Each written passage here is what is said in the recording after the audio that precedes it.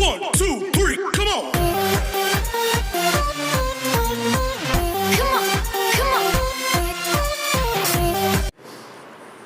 મિત્રો આપણે અભ્યાસ કરી રહ્યા છીએ ધોરણ 11 વિષય બાયોલોજી ચેપ્ટર નંબર 2 સજીવોનું વર્ગીકરણ.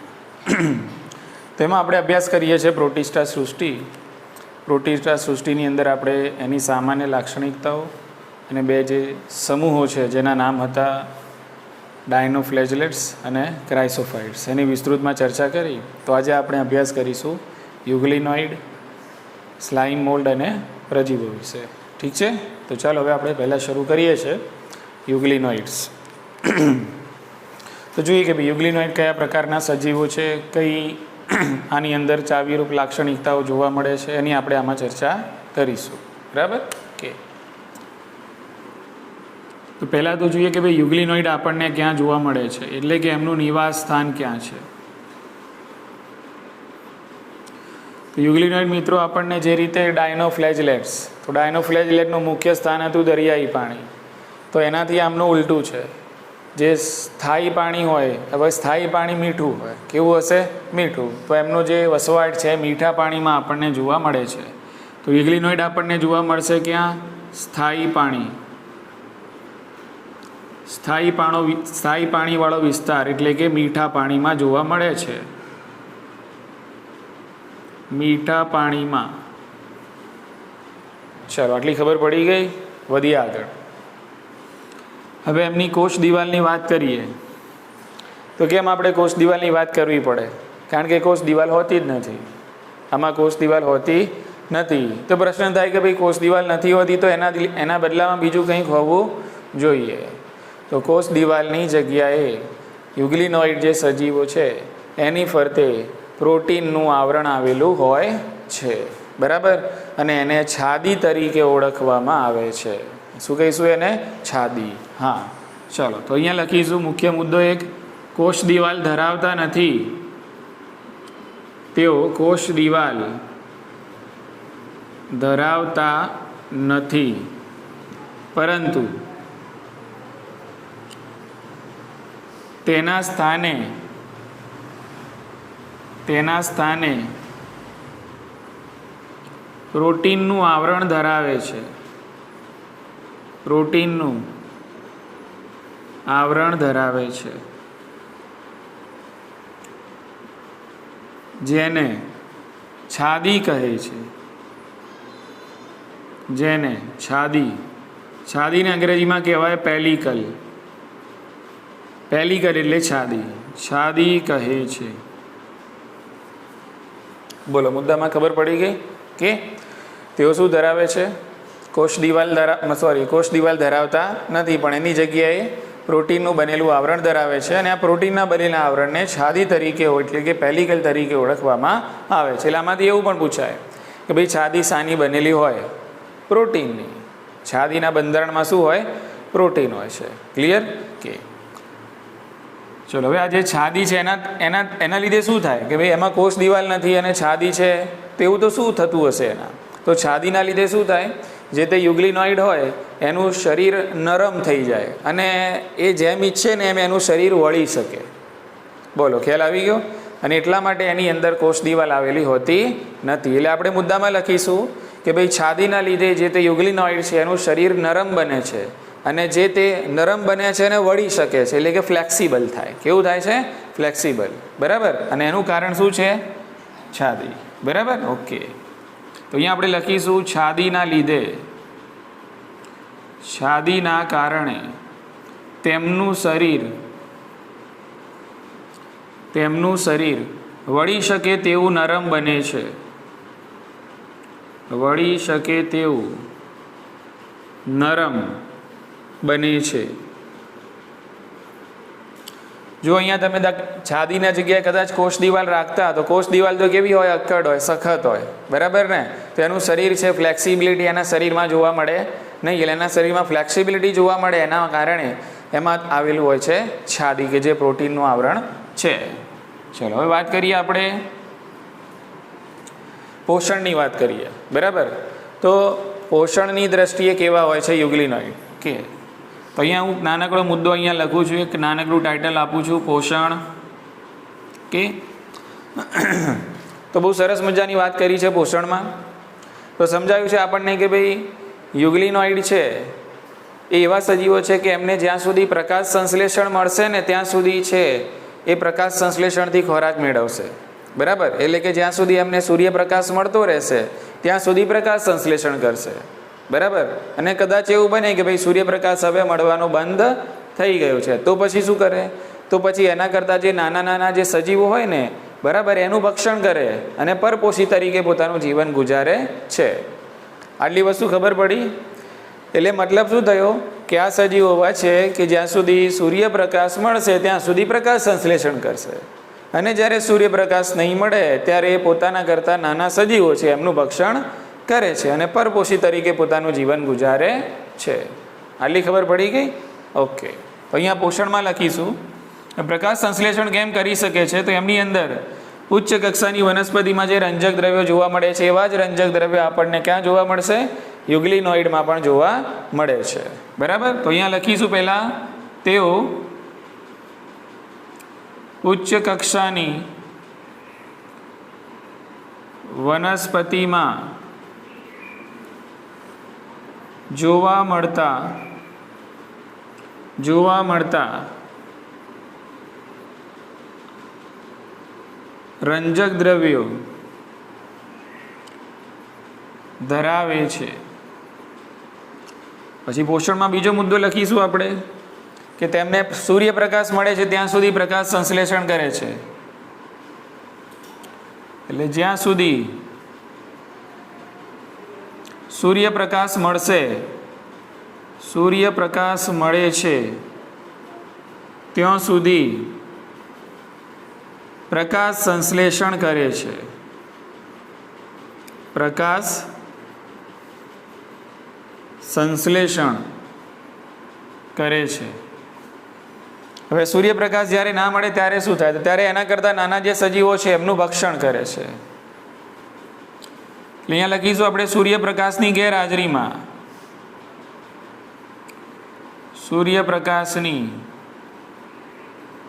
ગેરહાજરીમાં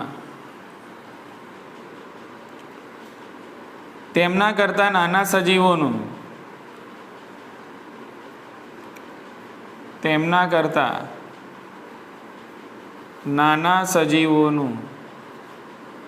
ભક્ષણ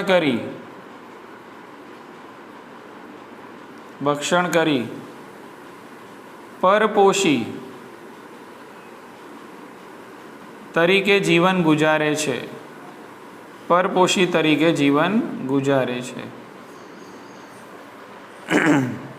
બોલો, ખ્યાલ આવી ગયો કે?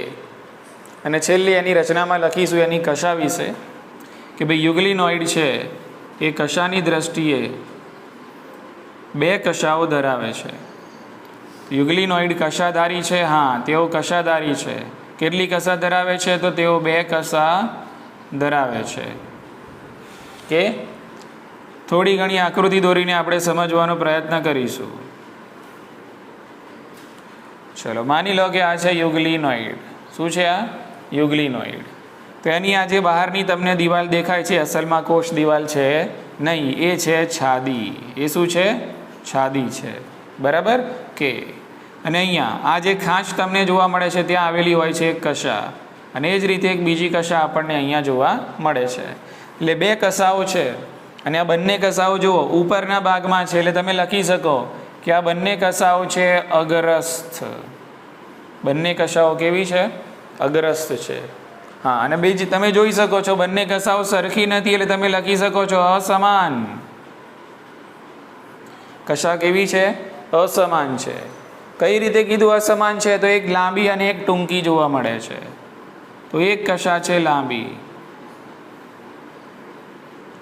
એક કશા લાંબી,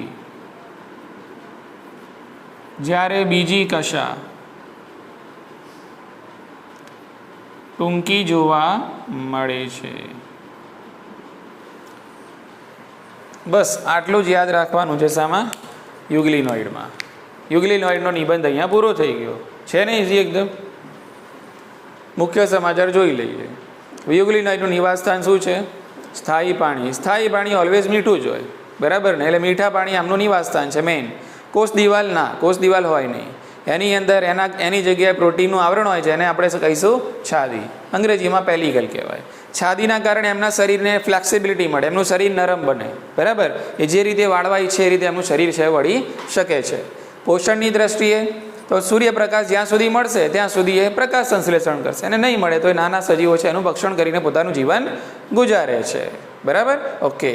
અને બીજું, પ્રકાશ સંશ્લેષણ એટલા માટે કરે છે કારણ કે એમની અંદર ઉચ્ચ કક્ષાની વનસ્પતિમાં જે રંજક દ્રવ્યો જોવા મળે છે એવા જ રંજક દ્રવ્યો તમને આમની અંદર પણ જોવા મળે છે. કશાની વાત કરવાની કે તેઓ બે કશા ધરાવે છે, એક ટૂંકી અને એક લાંબી, અસમાન કશા છે, અને બંને કશા અગ્રસ્ત સ્થાને આપણને આવેલી જોવા મળે છે. ફાઇનલ. ચલો હવે વાત કરીએ આપણે સ્લાઇમ મોલ્ડ.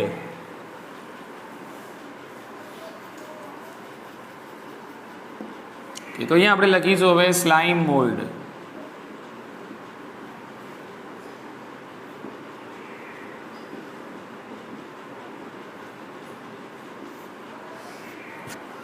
ઓકે, ચલો જોઈએ સ્લાઇમ મોલ્ડ વિશે આપણે. તો મિત્રો પહેલાં યાદ રાખશું કે ભાઈ આ જે સ્લાઇમ મોલ્ડ છે એને બીજા કયા નામથી ઓળખવામાં આવે છે? તો સ્લાઇમ મોલ્ડને ઓળખવામાં આવે છે મૃતોપજીવી આદિ જીવો તરીકે. મૃતોપજીવી આદિ જીવો તરીકે ઓળખાય છે.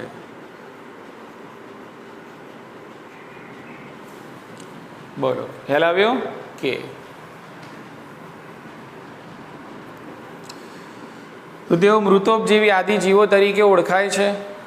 હવે પોષણની વાત કરીએ તો કે ભાઈ પોષણ કઈ રીતે મેળવે છે?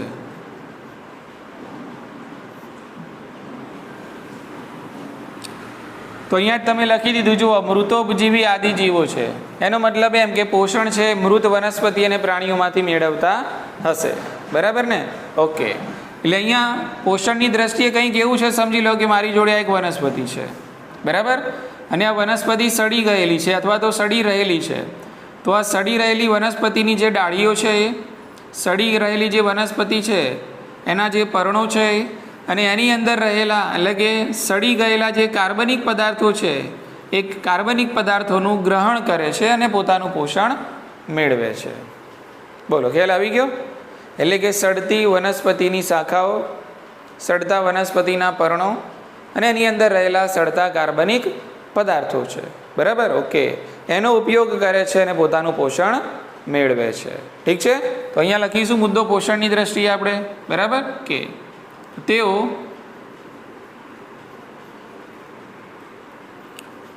વનસ્પતિની સડતી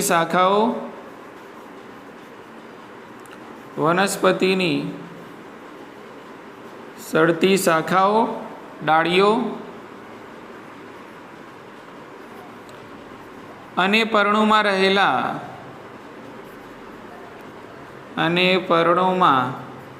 રહેલા સડતા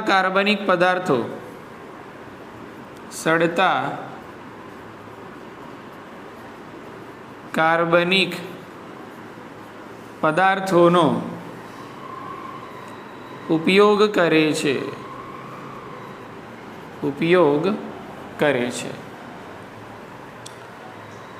પેલો મુદ્દો સમજી ગયા ને? સડતી વનસ્પતિની જે શાખાઓ છે, ડાળીઓ છે, જે પર્ણો છે, એની અંદર જે કાર્બનિક પદાર્થો રહેલા હોય છે એનો ખોરાક તરીકે ઉપયોગ કરે છે અને પોષણ મેળવે છે. ચલો હવે આપણે એની વાત કરવાની છે કે ભાઈ પ્રજનન કઈ રીતે કરે છે. એક મુદ્દો એમાં પ્રજનનનો આપેલો છે કે ભાઈ આ સ્લાઇમ મોલ્ડ પોતાની સંખ્યામાં વધારો કઈ રીતે કરે છે, કઈ પરિસ્થિતિમાં કયા પ્રકારનું પ્રજનન છે એ કરે છે. તો અહીંયા આપણે લખીશું, બે પરિસ્થિતિ લખીએ, બરાબર? ઓકે. એક પરિસ્થિતિ આપણે લખીએ છીએ કે અનુકૂળ પરિસ્થિતિ છે અને બીજી પરિસ્થિતિ આપણે લખીએ છીએ પ્રતિકૂળ પરિસ્થિતિ. એક પરિસ્થિતિ અનુકૂળ, બીજી કેવી છે? પ્રતિકૂળ. તો અનુકૂળ સ્થિતિમાં શું કરશે અને પ્રતિકૂળ સ્થિતિમાં શું કરશે એની ચર્ચા કરી લઈએ. તો જ્યારે આ સજીવોને કઈ પરિસ્થિતિ મળે છે? અનુકૂળ પર્યાવરણ મળે છે, અનુકૂળ પરિસ્થિતિ મળે છે, ત્યારે તેઓ એક ચોક્કસ પ્રકારનું સ્વરૂપ બનાવે છે અને એ સ્વરૂપને કહેવાય છે પ્લાઝ્મોડિયમ. એ સ્વરૂપને શું કહેવાય છે? પ્લાઝ્મોડિયમ. બોલો, ખ્યાલ આવી ગયો કે એટલે એમને જ્યારે અનુકૂળ પર્યાવરણ મળે છે, એમને જ્યારે અનુકૂળ પરિસ્થિતિ મળે છે, બરાબર, તો તેઓ એક સંગઠિત સ્વરૂપ બનાવે છે અને એ સંગઠિત સ્વરૂપને કહેવાય છે પ્લાઝ્મોડિયમ. ખ્યાલ આવી ગયો? ઓકે. પછી શું થશે? આ જે પ્લાઝ્મોડિયમ છે એ પ્લાઝ્મોડિયમ કેટલાય ફૂટ સુધી વિસ્તરે છે. તે કેટલાક ફૂટ સુધી વનસ્પતિ પર ફેલાય છે. તો આ બે મુદ્દા યાદ રાખવાના જ્યારે એમને કઈ પરિસ્થિતિ મળે? અનુકૂળ પરિસ્થિતિ મળે ત્યારે.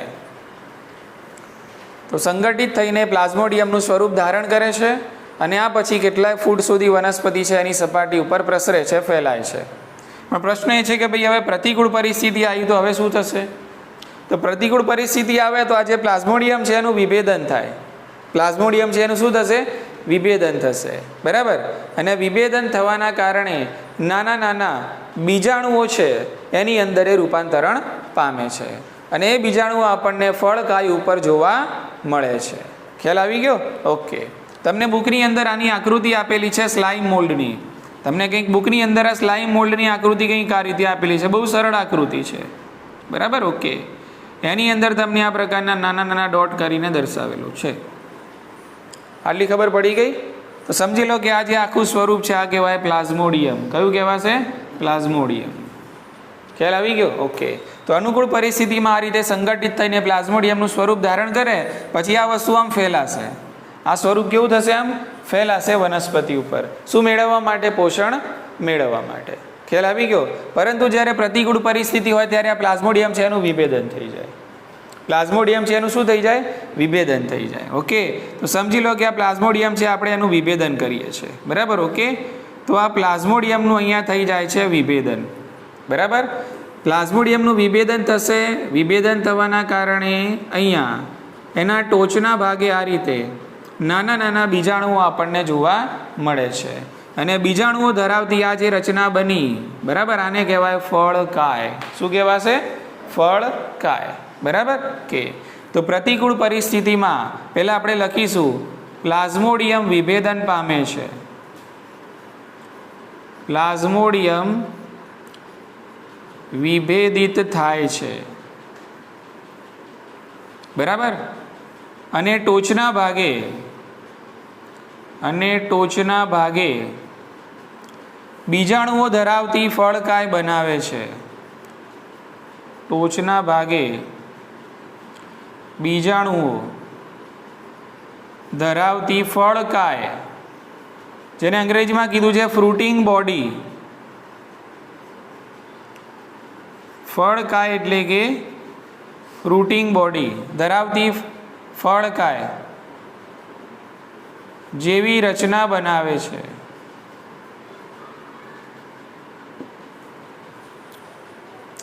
બોલો, આટલી ખબર પડી ગઈ? ઓકે. તો પ્રતિકૂળ સંજોગોની અંદર કંઈક આ પરિસ્થિતિ થાય, પ્લાઝ્મોડિયમ વિભેદન પામે અને ટોચના ભાગે બીજાણુઓ ધરાવતી તમને ફળકાય જોવા મળે છે. હવે જો આ જે બીજાણુ છે, સમજી લો કે આ એક ડોટ મેં કર્યો, આ બીજાણુ છે. સંજોગો પ્રતિકૂળ છે એટલે આ બીજાણુની જે દિવાલ છે એ સખત હોય છે. બીજાણુની દિવાલ કેવી છે? સખત. એટલે કે બીજાણુઓ સાચી દિવાલ ધરાવે છે, બરાબર. તો અહીંયા લખીશું મુદ્દો બહુ જ અગત્યનો છે. બીજાણુઓ સાચી સખત દિવાલ ધરાવે છે.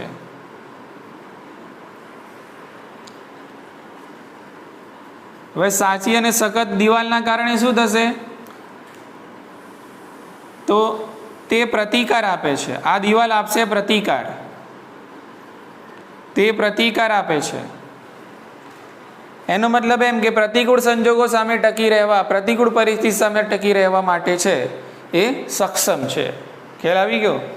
જો પ્રતિકૂળ પરિસ્થિતિ હોત તો આ સ્વરૂપ છે ટકી શકતું હતું નહીં. એટલે પ્રતિકૂળ પરિસ્થિતિમાં આ સ્વરૂપ છે પેદા થાય છે. બીજાણુઓ પેદા થાય છે અને બીજાણુઓ છે સાચી દિવાલો ધરાવે છે જે પ્રતિકાર આપે છે અને પ્રતિકૂળ સંજોગોમાં પણ જીવી શકે છે. એટલે અહીંયા ત્રીજો મુદ્દો લખી દઈશું આપણે કે પ્રતિકૂળ પરિસ્થિતિમાં પણ ટકી શકે છે. અને એક છેલ્લો મુદ્દો એ બીજાણુ વિશે જ યાદ રાખવાનો કે જો આ બીજાણુઓ છે ટોચના ભાગે સપાટી ઉપર આવેલા છે, ફળ કાયમાં આવેલા છે, બરાબર. એટલે આ બીજાણુઓ વજનમાં હલકા હોય છે. કેવા હોય છે? વજનમાં હલકા. એટલે આમ હવાનો પ્રવાહ હોય ને, હવાનો પ્રવાહ, બરાબર છે, તો હવાના પ્રવાહની સાથે વિકિરણ પામે છે. હવાના પ્રવાહની સાથે શું પામે છે? વિકિરણ પામે છે. ખ્યાલ આવી ગયો? ઓકે. તો અહીંયા આપણે લખીશું, તો પ્રવાહની સાથે તેઓ વિકિરણ પામે છે. તેઓ વિકિરણ પામે છે. બોલો, આટલી ખબર પડી ગઈ? તો આટલું યાદ રાખશું આપણે કોના વિશે? સ્લાઇમ મોલ્ડ વિશે. તો પહેલાં યાદ રાખશું આપણે તેઓ મૃતોપજીવી આદિજીવો તરીકે ઓળખાય છે, કે એના પોષણની વાત કરીશું, કઈ રીતે પોષણ મેળવે છે. તો તેઓ સડતી વનસ્પતિની જે ડાળીઓ, શાખાઓ અને જે પર્ણો છે એમાં રહેલા સડતા કાર્બનિક પદાર્થો છે એમાંથી પોષણ મેળવે છે, એનો ખોરાક તરીકે ઉપયોગ કરે છે. અનુકૂળ પરિસ્થિતિ હોય તો એ સંગઠિત થઈને કયું સ્વરૂપ ધારણ કરે છે? પ્લાઝ્મોડિયમનું સ્વરૂપ ધારણ કરે છે, અને આ સ્વરૂપ છે વનસ્પતિ પર કેટલાય ફૂટ સુધી વિસ્તરે છે. જ્યારે સંજોગો પ્રતિકૂળ બને છે ત્યારે પ્લાઝ્મોડિયમ છે એનું વિભેદન થાય છે, અને ટોચના ભાગે બીજાણુ ધરાવતી શું પેદા થશે? ફળ કાય પેદા થાય છે. બીજાણુઓ કેવા છે? તો બીજાણુઓ સાચી દિવાલ ધરાવે છે, સખત દિવાલ ધરાવે છે, જે પ્રતિકાર આપે છે અને પ્રતિકૂળ સંજોગો સામે પણ ટકી શકે છે, અને તે હલકા હોવાથી પ્રવાહની સાથે પણ એ વિકિરણ પામે છે. ઇઝી? ચાલો, તો આ બે મુદ્દાઓ આપણે અહીંયા પૂરા કર્યા. કે હવે જોઈએ છે આપણે પ્રજીવો, બરાબર? કે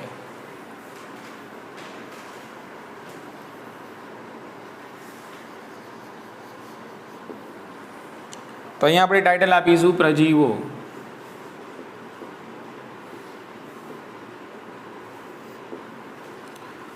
અંગ્રેજીમાં આને કહેવાય પ્રોટોઝોઅન્સ.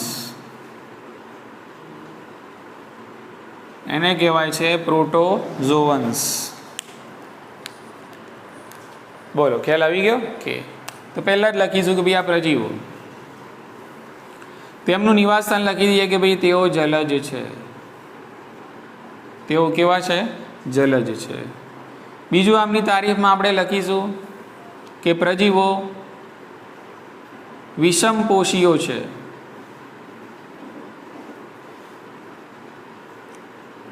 પ્રજીવો વિષમપોષીઓ છે. વિષમપોષીમાં તમને બે ઓપ્શન મળે છે. કેટલાક પરોપજીવીઓ છે, કેટલાક પરોપજીવી છે, તો કેટલાક ભક્ષકો છે. કેટલાક ભક્ષકો છે.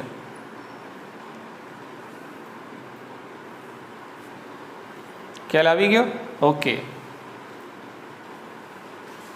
અને આ પ્રજીવોને આદિજીવો પણ કહેવાય છે, એટલે કે તેઓ આદિજીવો છે.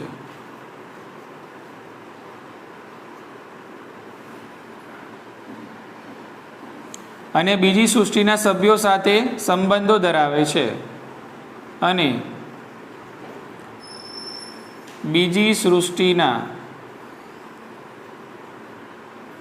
સભ્યો સાથે સંબંધો ધરાવે છે. સંબંધો ધરાવે છે.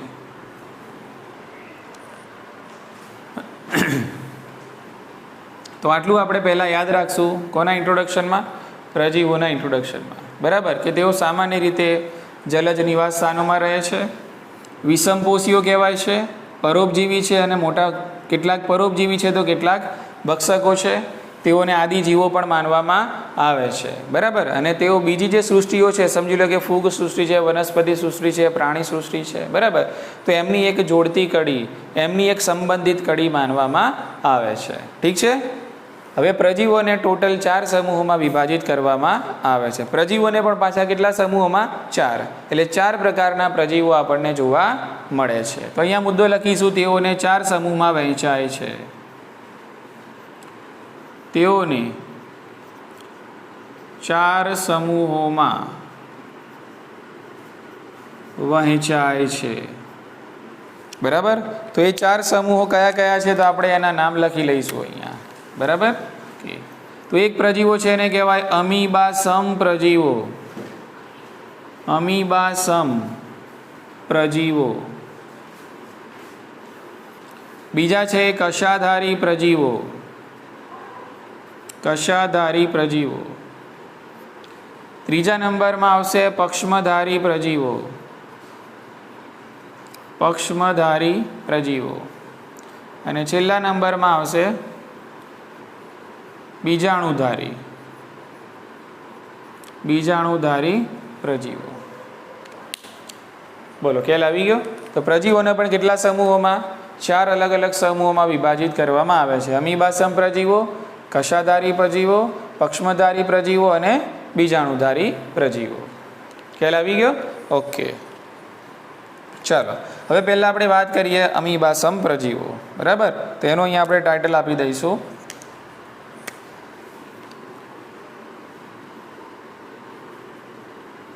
અમીબા સમ પ્રજીવો. ઓકે. તો એની પહેલાં લાક્ષણિકતા જોઈ લે કે ભાઈ અમીબા સમ પ્રજીવો છે કે તો તેઓ પરોપજીવીઓ છે. બીજું લખી શકીએ ભક્ષકો છે. એમના નિવાસ સ્થાનની વાત કરીએ તો તેઓ ખારા અને મીઠા બંને પાણીમાં જોવા મળે છે. ખારા મીઠા પાણીમાં જોવા મળે છે. વધારેમાં તમારે લખવું હોય તો ભીની જમીન પર પણ જોવા મળે છે. બોલો ખ્યાલ આવી ગયો. ઓકે. હવે તમે બધાએ અમીબા વિશે તો જાણ્યું જ હશે. બરાબર ને. ઓકે. તો અમીબાની કંઈક આકૃતિ આ પ્રમાણે આપણે દોરી શકીએ. બરાબર કે ભાઈ આ શું છે? અમીબા છે. અમીબા એક કોષ કેન્દ્ર ધરાવે છે. અમીબામાં પણ કોષ દિવાલ હોતી નથી. પેરામિશિયમમાં પણ કોષ દિવાલ હોતી નથી. બરાબર. ઓકે. તો અમીબા પણ કોષ દિવાલ હોતી નથી. એટલે અમીબા શું કરશે? આ જે એના ખોટા પગ છે એ ખોટા પગને વિસ્તારે છે. વિસ્તારીને એ જે તે શિકાર હશે એ શિકારને પકડે છે. ખ્યાલ આવી ગયો. ઓકે. તો આ જે તમને દેખાઈ રહ્યા છે એ છે એના ખોટા પગ. બરાબર. અને એ ખોટા પગનું અમીબા શું કરે છે? વિસ્તરણ કરે છે. વિસ્તરણની મદદથી શું કરે છે? શિકારને પકડે છે. શિકારને પકડે છે.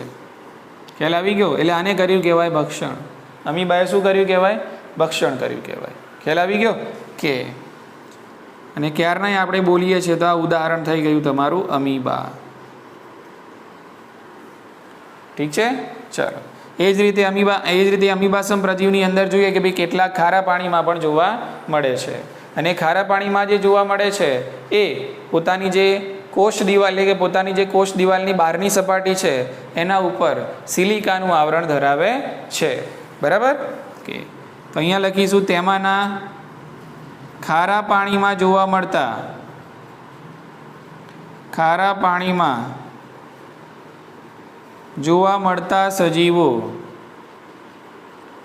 મળતા સજીવો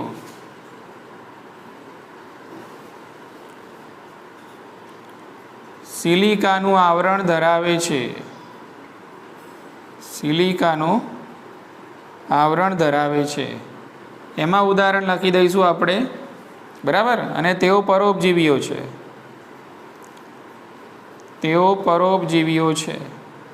ઉદાહરણમાં લખીશું આપણે એન્ટ અમીબા. Ant amoeba. બોલો સમજાયું? બસ આટલું યાદ રાખવાનું છે અમીબા સમ પ્રજીવોમાં. બરાબર. ફરીથી એકવાર જોઈ લઈએ કે ભાઈ તેઓ પરોપજીવીઓ છે, ભક્ષકો છે, ખારા અને મીઠા પાણીમાં જોવા મળે છે, ભીની જમીન પર પણ વસવાટ કરે છે.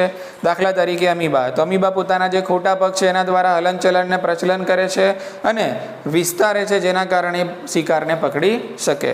ખારા પાણીમાં પણ આ પ્રકારના પ્રજીવો જોવા મળે છે, પણ ખારા પાણીમાં જે પ્રજીવો જોવા મળે છે એમની જે સપાટી છે શાની બનેલી હોય છે? સિલિકાના આવરણ ધરાવે છે. ઉદાહરણ અને પરોપજીવી છે, ઉદાહરણ તરીકે એન્ટમીબા. ખ્યાલ આવી ગયો? ચલો હવે આપણે જોઈશું કસાધારી.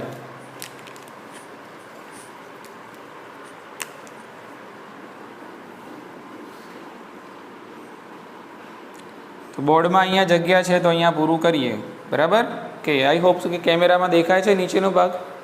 આટલે સુધી દેખાય છે? ઓકે ચલો તો અહીંયા આપણે લખીશું કસાધારી પ્રજીવો.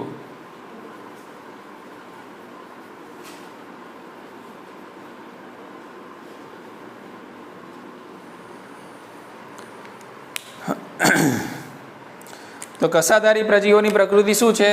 તો તેઓ પરોપજીવીઓ અને મુક્તજીવી છે. તેઓ પરોપજીવી તો કેટલાક મુક્તજીવી છે. પરોપજીવી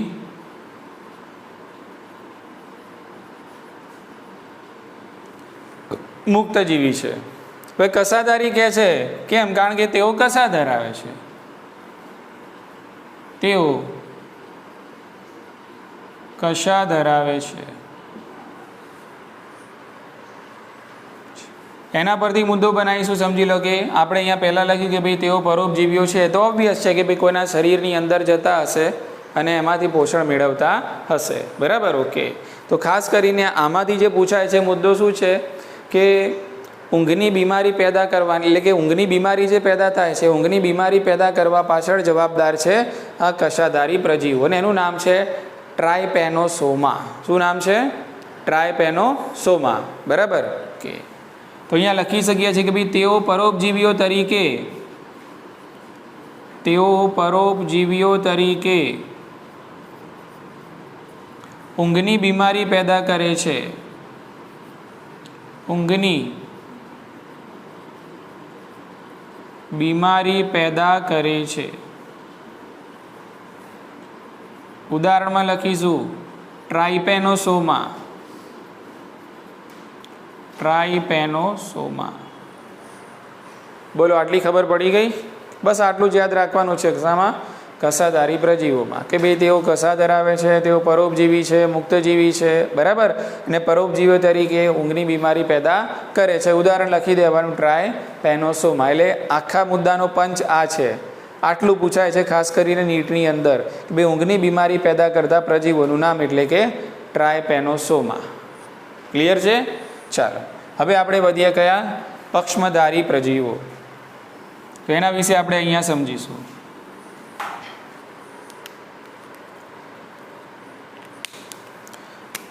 પક્ષમધારી પ્રજીવો.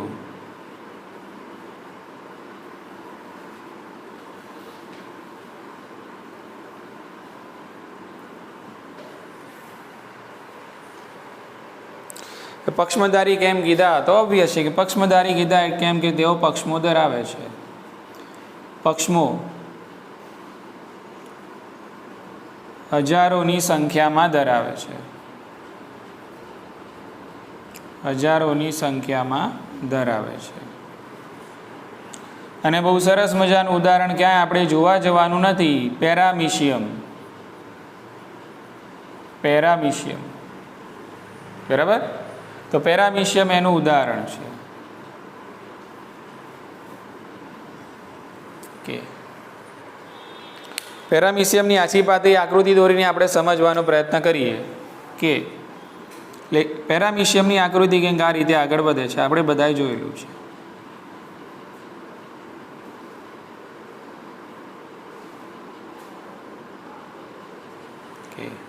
તો આ છે પેરામીશિયમ. આ પેરામીશિયમની જે સપાટી છે, પેરામીશિયમ છે એ પણ કોષ દિવાલ ધરાવતી નથી. તો શું ધરાવે છે? તો પેરામીશિયમમાં પણ આપણને જોવા મળે છે છાદી. શું જોવા મળે? છાદી આમાંય જોવા મળે. ખ્યાલ આવી ગયો? પેરામીશિયમમાં પણ કોષ દિવાલ હોય નહીં. કે તો અહીંયા જે આ સપાટી તમને દેખાય છે એને કહેવાય છે છાદી. ઓકે. અને જે નાના નાના એક સરખા તમને તંતુઓ જેવી રચના એની સપાટી પર જોવા મળે છે, આને તમે કહો છો પક્ષમો. એને આપણે કહીશું પક્ષમો, બરાબર કે.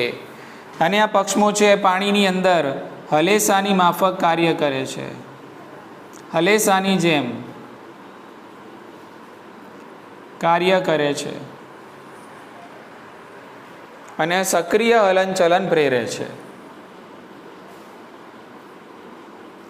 સક્રિય હલનચલન પ્રેરે છે. બોલો ખ્યાલ આવી ગયો? એટલે પેરામિશિયમની જે સપાટી છે, કોષ દિવાલ તો નથી હોતી, કોષ દિવાલની જગ્યાએ શું હોય છે? છાદી, પ્રોટીનનું આવરણ હોય છે, બરાબર કે. અને એની સપાટી ઉપર હજારોની એટલે કે સેંકડોની સંખ્યામાં ક્રમ અનુસાર પક્ષમો ગોઠવાયેલા હોય છે, જે પાણીની અંદર હલેસાની માફક કાર્ય કરે છે અને સક્રિય હલનચલન પ્રેરે છે. ખ્યાલ આવી ગયો? ઓકે. જો બીજું આ તમને જે દેખાય છે ને, બરાબર ઓકે, આ એક પ્રકારની ગુહા છે, ગુલેટ, એને કહેવાય અન્ન માર્ગ. શું કહેવાય? હા, એટલે આ જે જગ્યા તમને દેખાય છે અન્ન માર્ગનું પોલાણ. આ છે શું છે? અન્ન માર્ગનું પોલાણ, બરાબર. એટલે અહીંયા લખી શકીએ કે તે અન્ન માર્ગનું પોલાણ ધરાવે છે, તે અન્ન માર્ગમાં પોલાણ ધરાવે છે, પોલાણ ધરાવે છે. અને તમે જોઈ શકો છો આ પોલાણ છે એ કોષની સપાટી પર ખુલે છે. આ પોલાણ ક્યાં ખુલે છે? કોષની સપાટી ઉપર ખુલે છે. ખ્યાલ આવી ગયો? ઓકે. ચાલો બીજું શું જોવા મળશે તમને પેરામિશિયમની અંદર? તો પેરામિશિયમની અંદર તમને એક નહીં પણ બે કોષ કેન્દ્રો જોવા મળશે. કે આ મોટો ડોટ કર્યો છે તમારે સમજવાનું ગુરુ કોષ કેન્દ્ર છે, અને આ નાનો ડોટ છે તમારે સમજવાનું લઘુ કોષ કેન્દ્ર છે. ખ્યાલ આવી ગયો? ઓકે. તો અહીંયા આપણે લખીશું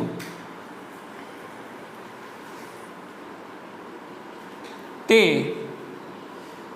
બે કોષ કેન્દ્રો ધરાવે છે, બે કોષ કેન્દ્રો ધરાવે છે. એક કોષ કેન્દ્ર કયું? તો લઘુ, અને બીજું કયું છે? તો ગુરુ. તો એક મોટા કદનું જેને ગુરુ કોષ કેન્દ્ર કહીશું, અને એક નાના કદનું જેને લઘુ કોષ કેન્દ્ર તરીકે ઓળખવામાં આવે છે. ખ્યાલ આવી ગયો? કે બીજું આપણે ભણી ગયા કે ભાઈ પેરામિશિયમની અંદર આકુંચક રસધાની જોવા મળે છે. એ જ રીતે પેરામિશિયમમાં અન્નધાનીનું પણ નિર્માણ થાય છે. ખ્યાલ આવી ગયો? એટલે આ ખાસ યાદ રાખવાનું. પેરામિશિયમમાં આપણને આકુંચક રસધાની પણ જોવા મળે, અને પેરામિશિયમમાં આપણને અન્નધાની પણ જોવા મળે છે, બરાબર કે. તે મુદ્દાને હું અહીંયા લખીશ.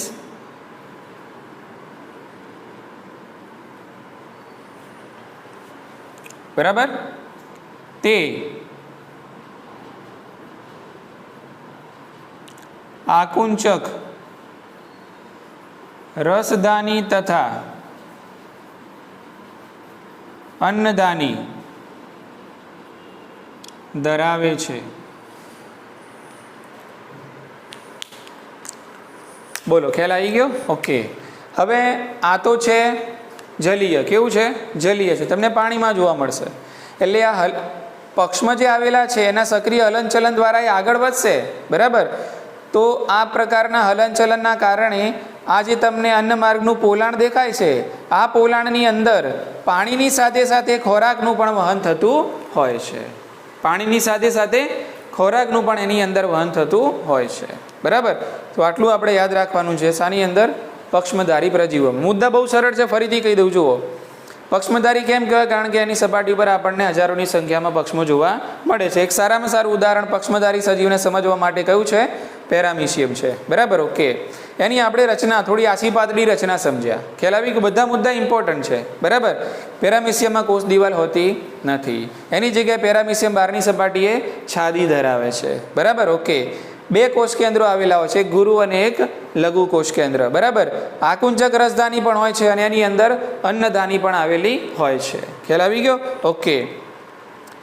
અને પક્ષમોનું જે હલનચલન થાય છે એના કારણે આ જે અન્ન માર્ગનું પોલાણ છે એમાં પાણીની સાથે સાથે ખોરાકનું પણ વહન થતું હોય છે. હજુ કદાચ થોડુંક ડિટેલમાં તમને પૂછાઈ જાય, બુકમાં તો આપેલું નથી કે ભાઈ આ લઘુ કોષ કેન્દ્ર અને આ જે ગુરુ કોષ કેન્દ્ર છે એનું કાર્ય શું છે, બરાબર. તો લઘુ કોષ કેન્દ્ર છે એ પેરામિશિયમમાં પ્રાજનનિક લક્ષણો છે એને નિયંત્રણમાં રાખે છે, જ્યારે ગુરુ કોષ કેન્દ્ર છે એ પેરામિશિયમમાં દેહ ધાર્મિક પ્રક્રિયાઓ છે એનું નિયંત્રણ કરે છે. બંનેનું કામ અલગ અલગ છે. બહુ સિમ્પલ. લઘુ કોષ કેન્દ્ર શું કામ કરશે? પ્રજનનિક લક્ષણોને નિયંત્રણમાં રાખે. કયા લક્ષણોને? હા, પ્રજનનિક લક્ષણોને નિયંત્રણમાં રાખે છે. અને ગુરુ કોષ કેન્દ્ર પેરામિશિયમમાં થતી ચયાપચયિક પ્રક્રિયાઓનું નિયંત્રણ કરે છે. એટલે બેના કામ કેવા છે? અલગ અલગ છે. ખ્યાલ આવી ગયો ને? એટલે નાનું કોષ કેન્દ્ર છે લઘુ એ પ્રજનનલક્ષી કાર્યો કરશે, અને મોટું કોષ કેન્દ્ર છે એ ચયાપચયની પ્રક્રિયાઓને લક્ષી કાર્યો કરે છે. તો આટલે આપણે યાદ રાખશું પક્ષમધારી પ્રજીવોમાં. બોલો, ખ્યાલ આવી ગયો? ચાલો હવે છેલ્લું જોઈ લઈએ છે બીજાણુધારી. ફટાફટ પૂરું કરી લઈએ, બરાબર કે? તો અહીંયા હું લખું છું બીજાણુધારી. બોર્ડર બનાવી દઈએ પહેલાં. અહીંયા ફટાફટ પૂરું કરીએ. અહીંયા છે બીજાણુધારી, બરાબર કે? હવે જેવું નામ છે એવું કામ છે, બરાબર કે? એને બીજાણુધારી કેમ કહેવાય છે, બરાબર કે? તો આ પ્રકારના સજીવો પોતાના જીવનચક્ર દરમિયાન ચેપી બીજાણુઓ પેદા કરે છે. પોતાના જીવનચક્ર દરમિયાન ચેપી બીજાણુઓ પેદા કરે છે. ચેપી બીજાણુઓ પેદા કરે છે, બરાબર? ઓકે. એક સારામાં સારું આને સમજવા માટેનું ઉદાહરણ છે મેલેરિયા. ચેપી રોગ છે, આપણે બધા જાણીએ છીએ, બરાબર? અને મેલેરિયાનો ફેલાવો શાના દ્વારા થાય? તો માદા એનોફિલિસ મચ્છર દ્વારા. ફેલાવો માદા એનોફિલિસ મચ્છર દ્વારા થાય છે, પણ મેલેરિયા શાના ચેપના કારણે થાય છે? તો મેલેરિયાને જે ચેપ લગાડે છે આ પ્રકારના પ્રજીવો હોય છે. કેવા હોય છે? બીજાણુધારી પ્રજીવો હોય છે. ખ્યાલ આવી ગયો? ઓકે. એટલે પોતાનું જીવનચક્ર બે સજીવોમાં પૂરું કરે. એમનું એક જીવનચક્ર પૂરું થાય માનવમાં, અને એમનું એક બીજું જીવનચક્ર પૂરું થશે માદા એનોફિલિસ મચ્છરમાં. ખ્યાલ આવી ગયો? એટલે એમનું સંપૂર્ણ જીવનચક્ર છે એ બે યજમાનમાં વહેંચાયેલું જોવા મળે છે. અડધું જીવનચક્ર મનુષ્યમાં પૂરું કરે અને અડધું જીવનચક્ર માદા એનોફિલિસ મચ્છરમાં પૂરું કરે. બોલો, ખ્યાલ આવી ગયો? ઓકે. એટલે એમાં આ પ્રકારના, એટલે કે બીજાણુધારી પ્રજીવોમાં આ પ્રકારના પરોપજીવીઓનો સમાવેશ થાય છે. ક્લિયર? કે જે પોતાના જીવનચક્ર દરમિયાન ચેપી બીજાણુઓ પેદા કરે છે, બરાબર? અને અહીંયા લખીશું તેઓ મનુષ્યમાં ચેપી રોગ જેવો કે મેલેરિયા માટે જવાબદાર છે. અને તમારી બુકમાં મેલેરિયા વિશે એવું લખ્યું છે કે મેલેરિયા એક એવો રોગ છે કે જે માનવ વસ્તીને મૂંઝવણમાં મૂકી દે છે, બરાબર? અત્યારે તો જો કે મૂકતો નથી, બરાબર? એડવાન્સ ટેકનોલોજી થઈ ગઈ છે, બરાબર? એટલે એની જે ટેસ્ટિંગ છે, એના જે ઇલાજ છે સારા શોધાઈ ગયેલા છે. પણ એક વાક્ય મેલેરિયા વિશે લખેલું છે કે આ બીજાણુઓ મનુષ્યની અંદર એવો રોગ પેદા કરે છે જેનું નામ છે મેલેરિયા, કે જે માનવ વસ્તીને ખરેખર મૂંઝવણમાં મૂકી દે છે. હવે ઉદાહરણ કે ભાઈ આ મેલેરિયા કરતાં ચેપી જે કારકો છે, ચેપી જે પરોપજીવીઓ છે એનું નામ શું છે? તો એનું નામ છે પ્લાઝ્મોડિયમ ફાલ્સીપેરમ. તમારી બુકમાં ફક્ત આપેલું છે પ્લાઝ્મોડિયમ. શું આપેલું છે? પ્લાઝ્મોડિયમ.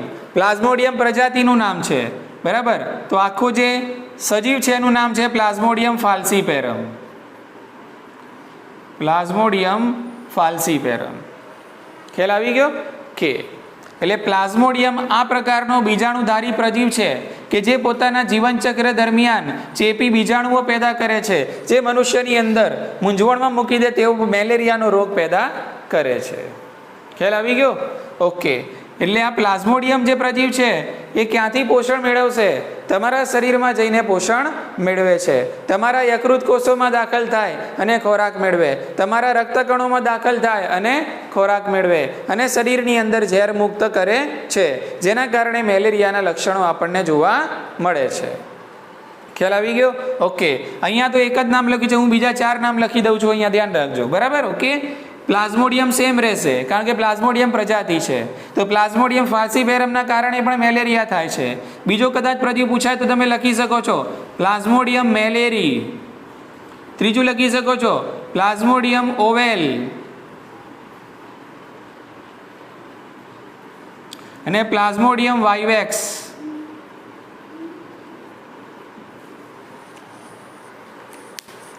બોલો, સમજી ગયા? ઓકે, આ બધાથી મેલેરિયા થાય. Plasmodium falciparum, plasmodium malariae, plasmodium ovale અને પ્લાઝ્મોડિયમ વાઇવેક્સ. બરાબર?